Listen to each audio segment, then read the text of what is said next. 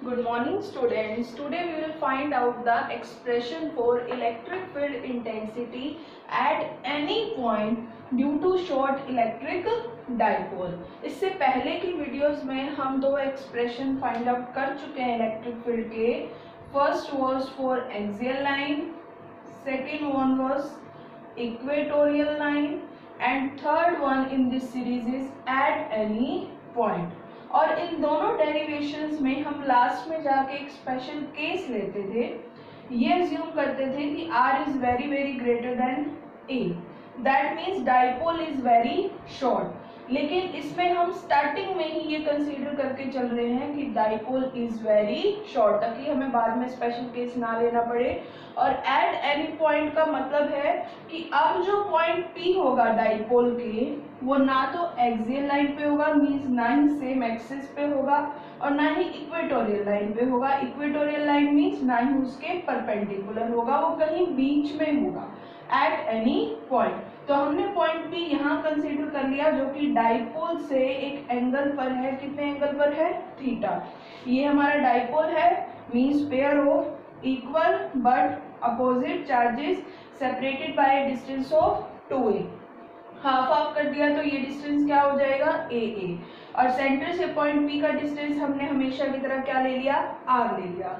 तो हम दो एक्सप्रेशन पहले ही फाइंड आउट कर चुके हैं. तो साइंटिस्ट ने भी ये सोचा कि थर्ड एक्सप्रेशन नए तरीके से क्यों डिराइव करें जब हम पहले दोनों मेथड्स का यूज करके इसमें इलेक्ट्रिक फील्ड फाइंड आउट कर सकते हैं. कैसे कर सकते हैं? उसके लिए उन्होंने सोचा कि हम इस पॉइंट P को तो नहीं हिला सकते, ये फिक्स है इस पॉइंट पर, बट हम इस डाइपोल को रोटेट करके इस तरीके से, ये सपोज एक डाइपोल है, मीन्स यहाँ पर नेगेटिव चार्ज है, यहाँ पर पॉजिटिव चार्ज है. आप इसको रोटेट करके इस पोजीशन पे ले आओ कि ये पॉइंट P के क्या हो जाए? एक्सियल लाइन पे हो जाए.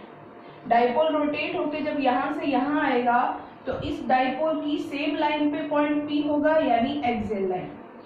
लेकिन इतने से भी काम नहीं चलेगा, और रोटेट करेंगे डाइपोल को, इस तरीके से रोटेट करेंगे कि अब जो पॉइंट P है वो इस डाइपोल के क्या हो जाए? इक्वेटोरियल लाइन पे. देखेंगे इसके क्या होगा? बिल्कुल परपेंडिकुलर. तो एक्सियल और इक्वेटोरियल का यूज करके हम ये डेरिवेशन करेंगे, कोई नया मेथड इसमें हम यूज नहीं करेंगे. तो हमने डाइपोल को रोटेट किया, पहले इस पोजीशन पर ले आए. सपोज हमने इसे अज्यूम कर लिया, ये जो पोजीशन है हमारी, this one is A1 B1, और पॉइंट P इस डाइपोल के कैसा है? Axial line. अब फिर हम इस डाइपोल को पहले रोटेट करके यहाँ लाए, अब रोटेट करके यहाँ ले आए. तो एक लाइन और बना देते हैं यहाँ पे. तो ये हो गई हमारी A2 B2, और इस डाइपोल के अकॉर्डिंग ये किस पे हो गया? पॉइंट P इक्वेटोरियल लाइन पे. तो एक्सियल और इक्वेटोरियल लाइंस हमने बना ली है. अब हमारा डाइपोल यहाँ रोटेट हुआ है. डाइपोल या कोई भी वैल्यू जब आप एक एंगल पर ले जाते हैं, और अगर वो वेक्टर क्वांटिटी है, डाइपोल मोमेंट वेक्टर क्वांटिटी है, तो वो दो कंपोनेंट में क्या होगा? डिसॉल्व. जिस पर एंगल बना हुआ है ये कंपोनेंट डाइपोल का कौन सा हो जाएगा? P cos theta.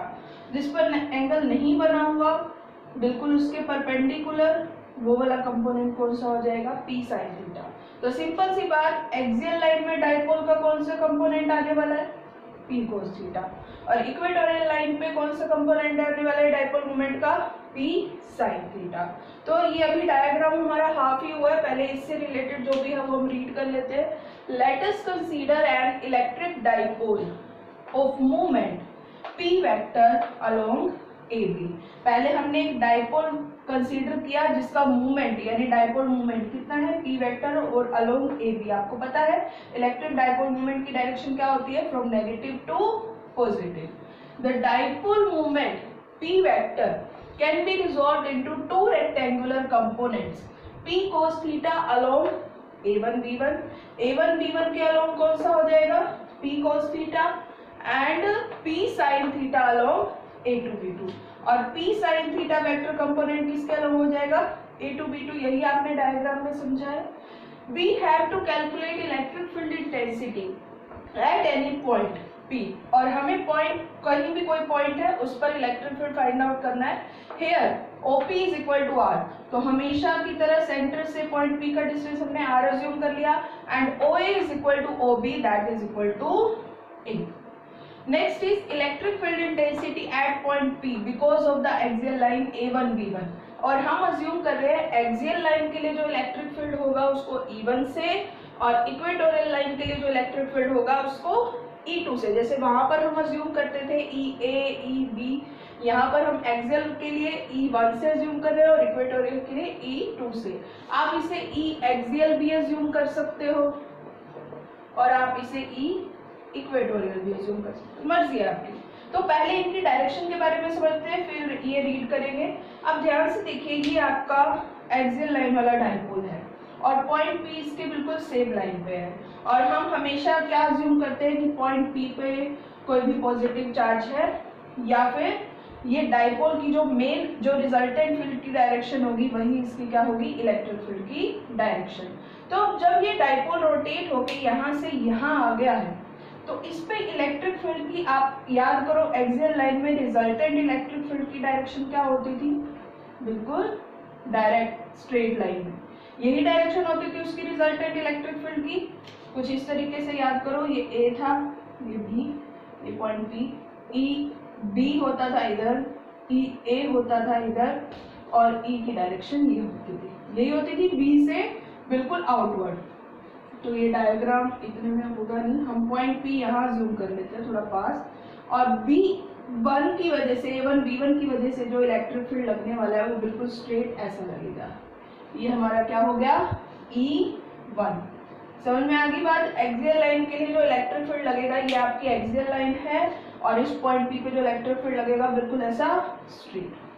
अब नेक्स्ट A2 B2 के लिए, यानी इक्वेटोरियल लाइन के लिए जो E2 हमने अज्यूम किया है उसकी डायरेक्शन क्या होगी, तो उसकी डायरेक्शन भी ऐसे पॉजिटिव टू नेगेटिव ये डायरेक्शन होगी.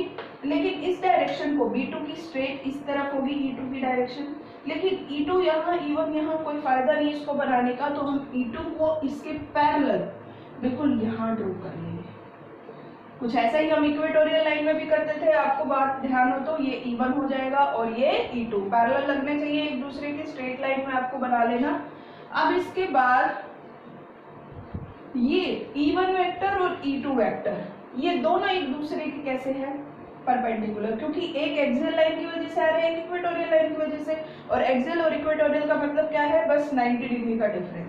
तो E1 और E2 एक दूसरे के 90 डिग्री एंगल पर है. तो according to parallelogram law of vector addition, थोड़ा और छोटा करना पड़ेगा इसे, ये E1 ये E2, तो according to parallelogram law of vector addition ये जो साइड होगी इसकी, जो ये पैरेललोग्राम बनाएगी, ये इसका क्या हो जाएगा, रिजल्टेंट E वेक्टर.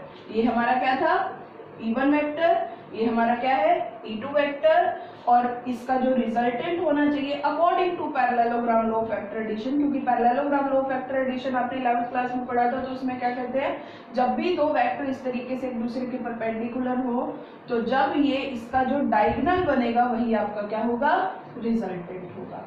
तो इसे हम कोई कोई नाम दे देते हैं, P वेक्टर, इसे हम नाम दे देते हैं Q, इसे R और इसे S. अब हम इसे रीड करते हैं. एक बार हमारी डायरेक्शंस कंप्लीट हो गई हैं. तो electric field intensity at point P due to because of axial line A1 B1 की वजह से इलेक्ट्रिक फील्ड क्या होगा, हम इलेक्ट्रिक फील्ड एक्सियल लाइन के लिए फॉर्मूला फाइंड आउट कर चुके हैं. क्या होता है वो, 2P या 2KP upon R3. K equal होता है 1/4 पाई एप्सिलॉन नॉट. तो क्या हो जाएगा, 2/4 pi epsilon not P upon R3. But यहाँ एक कोस थीटा इसमें मल्टीप्लाई हो जाएगा. क्यों, क्योंकि एक्सियल लाइन पर P नहीं आ रहा है, P का एक कंपोनेंट आ रहा है कोस थीटा, और it is represented along PQ. हमने इसे किसके अलोंग रिप्रेजेंट किया है, PQ. Next is electric field intensity at any point P because of the equatorial line A2 B2. अब A2 B2 की वजह से, इक्वेटोरियल लाइन की वजह से जो इलेक्ट्रिक फील्ड है वो हमने अज्यूम किया E2, और इक्वेटोरियल के लिए फॉर्मूला क्या होता था, only P/4 pi epsilon not R3. लेकिन यहाँ पर P अकेला नहीं आएगा, P के साथ उसका एक क्या आएगा, component cosine theta, and it is represented along PR. तो यहाँ से ऐसे भी रिप्रेजेंट कर सकते हैं E2, बट यहाँ बनाने को कोई फायदा नहीं, तो हमने इसको किसके अलोंग रिप्रेजेंट कर दिया, PR, इसे R ले लीजिए, yes okay. The resultant electric field intensity is along PS, तो जो रिजल्टेंट इलेक्ट्रिक फील्ड इंटेंसिटी होगी वो किसके अलोंग हो जाएगी, PS के according to parallelogram law of vector addition. तो क्या फॉर्मूला होगा इसका, E vector is equal to parallelogram law of vector addition में ये कहता है R is equal to root A square plus B square plus 2AB cos theta.